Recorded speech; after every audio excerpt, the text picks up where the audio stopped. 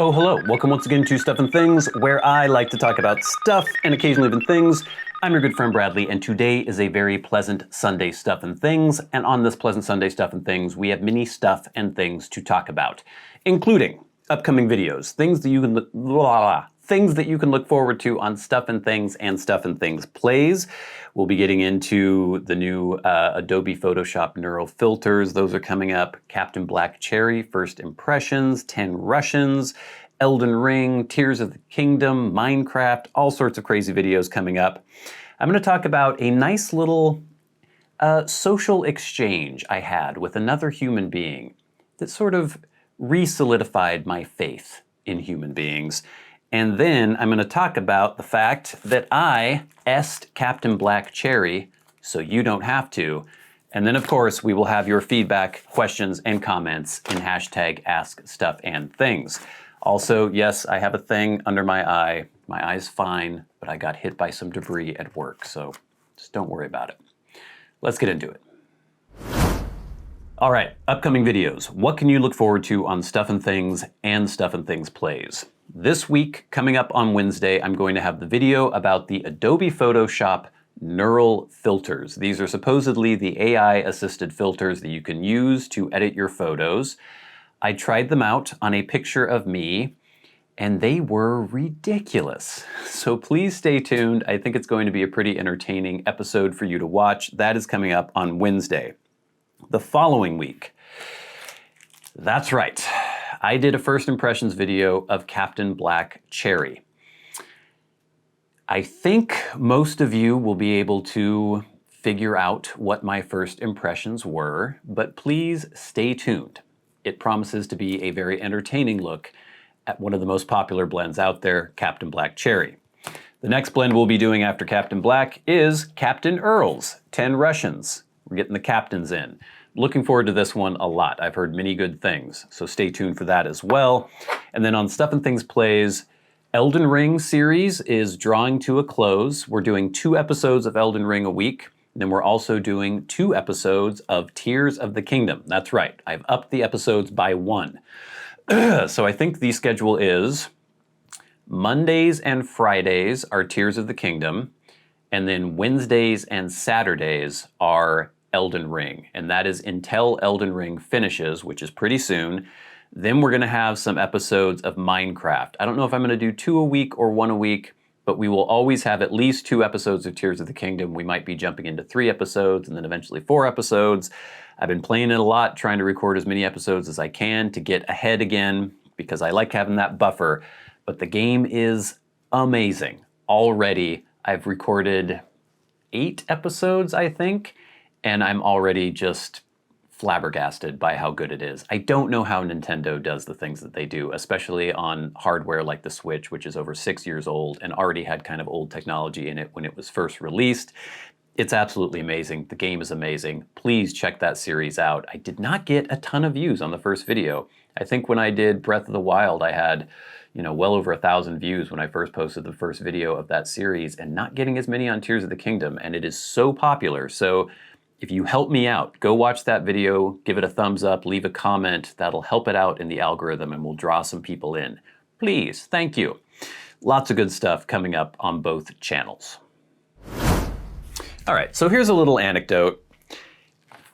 I don't know really what the point of this story is, other than I was so tickled by this interaction that I had.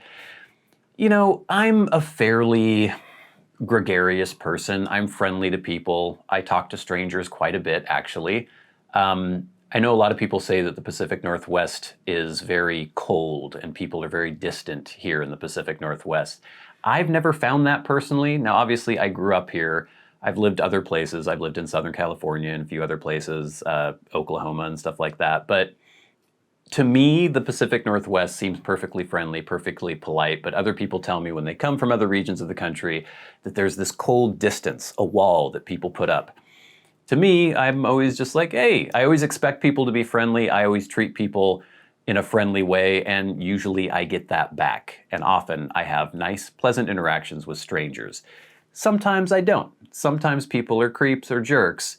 And, it's very easy watching the news, reading social media, everything is geared towards making us angry, everything's a crisis, everything's supposed to be just end of times, apocalypse, and so you may feel like your fellow man is out to get you, or you may feel isolated. But every once in a while, you'll have an interaction with someone that really reinforces people are great, or they can be great. There are a lot of great people out there. So I was at the local store, the place where I go grocery shopping a lot, and I had done my grocery shopping. I had my bags, and I was carrying them out to my car. And as I was unlocking my car and putting them in my car, I looked around the parking lot. It was fairly empty at this time of day, and I noticed a kind of dilapidated looking recreational vehicle, an RV, a caravan for our British viewers, even though this is much larger than the kind you would have in the UK. And there was a little man standing by the caravan. If I could try to describe him to you, he was fairly short, but he was also kind of doubled over, like hunched over. Probably in his 70s, I would say, rail thin, skinny as a post, wearing jeans that were kind of wide-legged, like older, I don't know what brand they were, but old wide-legged jeans that were pulled up to his belly button. He had like a Western-style shirt tucked right into his pants, buttoned all the way up to the collar, sleeves all the way down and buttoned there. He had like a tractor hat on. I don't know if it was John Deere or whatever it was. And he was wearing some like old 80s wraparound Oakley-style sunglasses and a smile on his face that was too big for his face to contain. It looked like it was going to fall off or his face was going to explode because he was smiling so much. Hunched over, and he caught my eye, or I caught his eye, and he looked at me in a friendly manner and said, "I say hello to you, sir," and waved at me. Literally said, "I say hello to you, sir." And I said, "Hello, how's it going?" He trundled over and put his hand out. I shook it. He had a nice grizzled old paw on him. And he started launching into his story. Basically, he said that he was a farmer from northern Alberta, and that he was here because it was his anniversary, his 57th wedding anniversary, and he wanted to travel down the coast with his wife. There's not much coast in Alberta, he said, and he wanted to see the coast in our beautiful country of America. And he didn't know where his wife was. She had wandered off, but he was looking for her, and he was sure she would come back soon. He had the strongest Canadian accent I have ever heard, other than maybe like someone from just Newfoundland, some crazy far reaches. Just the strongest Canadian accent. He was so rural and so kind of pure seeming, like very, very naive. And I just loved his whole demeanor. He was on this trip. He was excited about it. His wife had wandered off, but he was okay. She was going to come back, he was sure. But he was really pleased to be in the US. He was pleased to be starting out on this trip. I mean, I guess he'd already gone quite a ways if he was from northern Alberta. But he was excited that he was finally in the US now and he was going to start going down the coast. He saw me. "Oh, look, there's a local. Let me say hello." And he did. And we had a conversation. And I'm glad he talked to me because like I said, I'm nice, I'm friendly, I will talk to people. But maybe he could have gone and approached someone who was a little more uptight and not given him the response that he deserved, because he deserved a nice response. And so I felt good that I was the one who could talk to him and give him a warm welcome to Washington State and wish him well on his trip. And I wish I could have gotten a picture of him. I thought it would have been kind of weird to take my phone out and be like, "Hey, can I get a picture?" He probably would have been fine with it, but he was so friendly and so nice. And he would just say the strangest, funniest little phrases. He was talking about the coast. He was talking about geography a little bit. And he asked me if I'd ever been to Alberta or the Northern Territories or Yukon Territories up in Canada. And I said, "No, I've been to Alaska, but I've never been that far in Canada." And he ended the interaction with, "The final word will be, drive safe, so that one day we can meet again." And then he waved and he trundled off. It was just delightful. That's the kind of thing that we should look for in life. And those are the kind of things that we should appreciate when they happen. Wonderful little moments of connection with another human being. And now we have to talk about this. Captain Black Cherry. As I said, I just recorded the first impressions video, so I don't want to give that all away. I want you guys to go watch that video and see what my first impressions were. But many people seemed very worried about the fact that I was going to try this, and they were very worried about what I was going to try it in. I ended up choosing this. It is a Peterson Aaron pipe. It's one that I don't use very often, and I thought, like some people suggested, they said, hey, if you're gonna do this review of Captain Black Cherry, do a first impressions video, do the full review, give it the full treatment like you would any other blend, then you have to use a pipe that you would use for other blends. Some people suggested one of my Dunhills or a Castello. I didn't go quite that far, but I did choose this Peterson Aaron. Let me just say, I wanted to go into this with an open mind. And I wanted to give it the respect that I think it deserves, because there are a lot of people out there who really like this blend.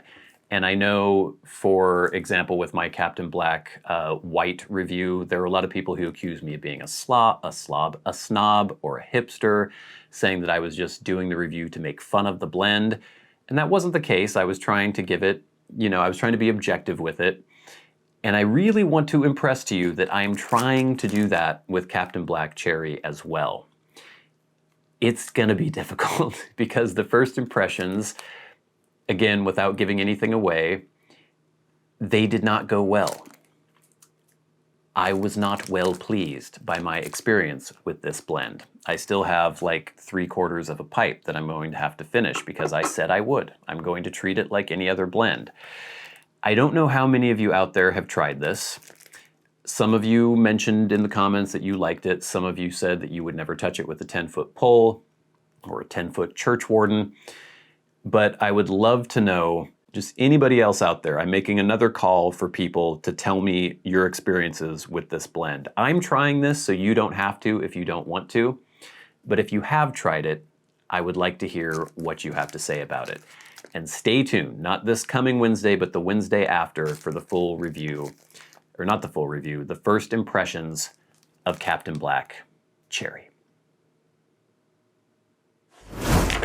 All right, gang, now it is time for hashtag #AskStuffandThings. Remember, if you have a question for me and you would like it answered on the Sunday Stuff and Things, tweet at @SATBradley with the hashtag #AskStuffandThings. You can also write to me via Patreon. If you are a Patreon supporter, go right to the front of the line. If you hit that thanks button under this video and leave me a message, you can go right to the front of the line, or you can leave me questions, comments, and feedback in the comment section of this or any of my other YouTube videos. First, via Patreon, we have a question from Corbin Bordner. Have you ever read Blood Meridian by Cormac McCarthy? Thoughts? By the way, Pocket Jar is a product to look at for tea travels. And yes, I have seen Pocket Jar. It does look cool. I might look into getting one of those at some point. Blood Meridian. We mentioned No Country for Old Men last week when I was talking about my top 5 books, and a lot of people were saying, well, it's interesting that you would pick that instead of Blood Meridian. And I know that Blood Meridian is widely considered, or considered by many, to be probably his best book. I started reading that years ago, and for whatever reason, whatever was going on at the time, it was a little much. So bleak, so violent, and everyone was so hateful in it that I stopped reading it. But I do have to go back. I still own a copy of it, and I will go back and read Blood Meridian at some point and tell you guys my thoughts. At the moment, I'm reading a nonfiction book called The Horse, the Wheel, and Language about Proto-Indo-European. Very fascinating, but eventually I will read Blood Meridian. So thank you, Corbin, for being a supporter. Next, from YouTube, we have a super thanks from Rob Crane. Thank you so much, Rob. Rob says, hello, love the channel. Any thoughts or history around the use of deer tongue in blends? I just tried for the first time in C&D's Gentleman Collar. It was a fascinating taste, aroma, and I enjoyed it. Also, I read lots of chatter online about health risks and such, but was curious if others enjoy this leaf. Thanks. I have, I believe, tried it in one blend. Let me check my work and make sure that it is in the blend that I thought it was in. It is not in the blend I thought it was in. So I have never actually had any blend that has deer tongue in it.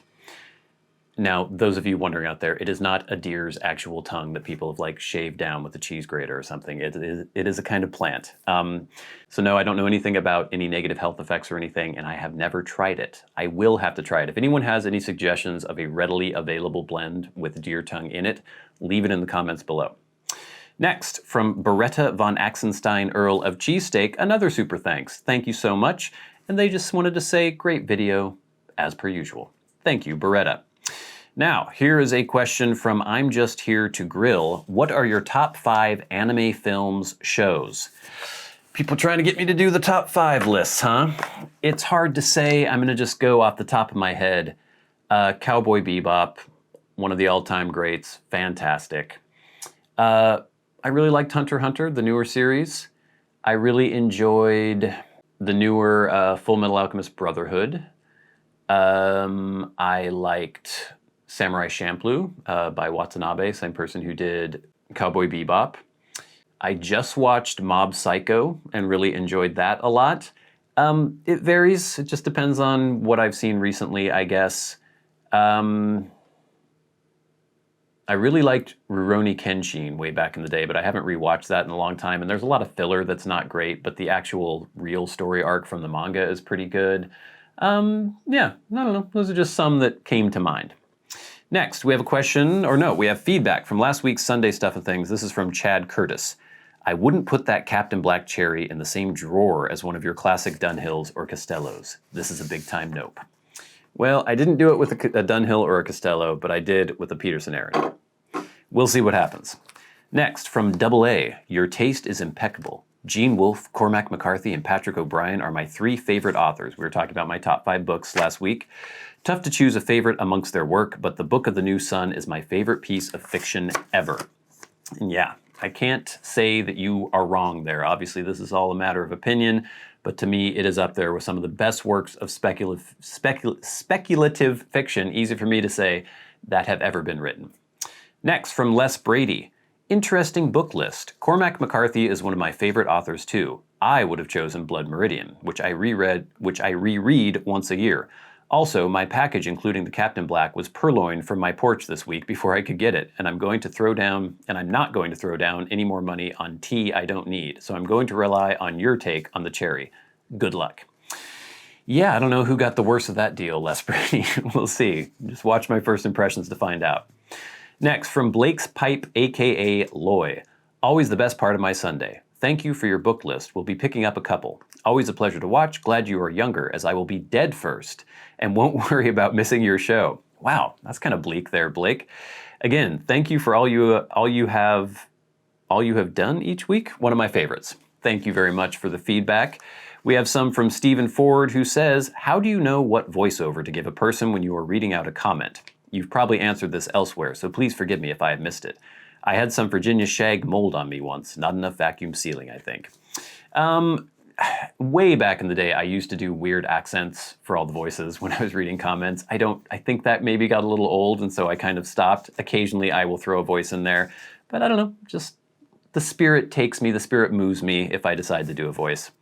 Next, Josh Stivers. Looks like you're in for a banger with Zelda Tears of the Kingdom. Putting up some impressive scores. Yeah, it's getting 10s everywhere. I think it has maybe the highest rating of all time on OpenCritic, really high up there on Metacritic.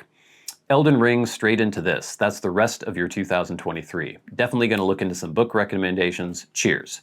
And yeah, like I said, Zelda Tears of the Kingdom is a seminal, generational kind of game. Fantastic. Definitely check out that series.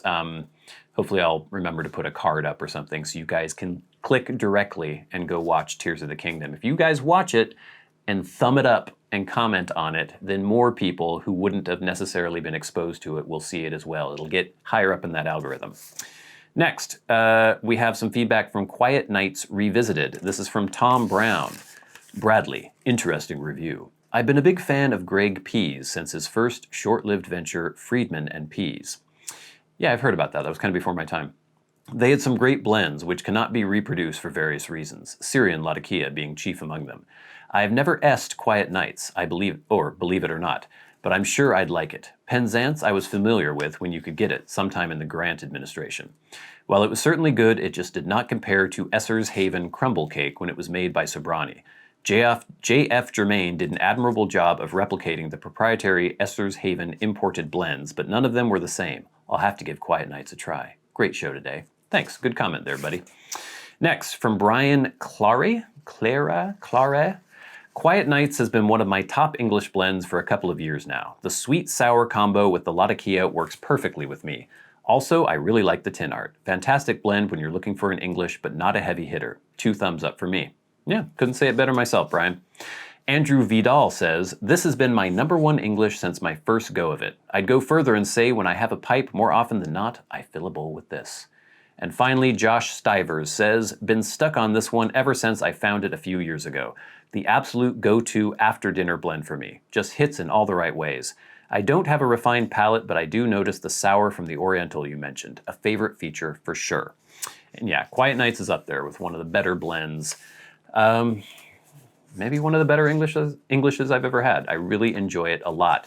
Thank you all so much for that feedback. Please keep it coming in. But now, it is time for the very best part of the show, and that is where we thank our Patreon supporters. Remember, if you would like to support the channels on Patreon, there is a link to our Patreon page in the description box below, and it is much appreciated. We have plenty of room for shout-out tier supporters, by the way, if you guys are interested in hearing your name called out every week on the Sunday Stuff and Things. And we like to shout those people out because they are so generous and so wonderful, and they really help make this show go. So this week we will shout out our good friends Kirk Crompton, Glenn Dunnington, Jason Buckner, MD of the North, David Gaudreau, Finn O'Hagan, and Ryan McFadin. And of course, the Maniacs, the crazy people who support the channel at $100 or more a month. People like Bob Magee. And of course, we will never forget our dearly departed friend and award-winning author, member of the Hall of Fame, Peter Straub. Gang, thank you so much for watching. Please stay tuned for that Adobe Neural Filter video. I know it's not the typical thing on this channel, but I think it's really entertaining and interesting. After that, we will have the Captain Black Cherry First Impressions video. We're going to be getting into Captain Earle's 10 Russians, lots of other good stuff on the main channel here. And then on Stuff and Things Plays, every Monday and Friday will be Tears of the Kingdom. Wednesday and Saturday will be Elden Ring until Elden Ring finishes. Then we'll be getting into some Minecraft, but continuing Tears of the Kingdom until that game ends sometime in 2037. We'll see. But gang, until next time, until we meet again, I've been your good friend Bradley. You've been the audience. This has been Stuff and Things on a very pleasant Sunday Stuff and Things. I'll see you later.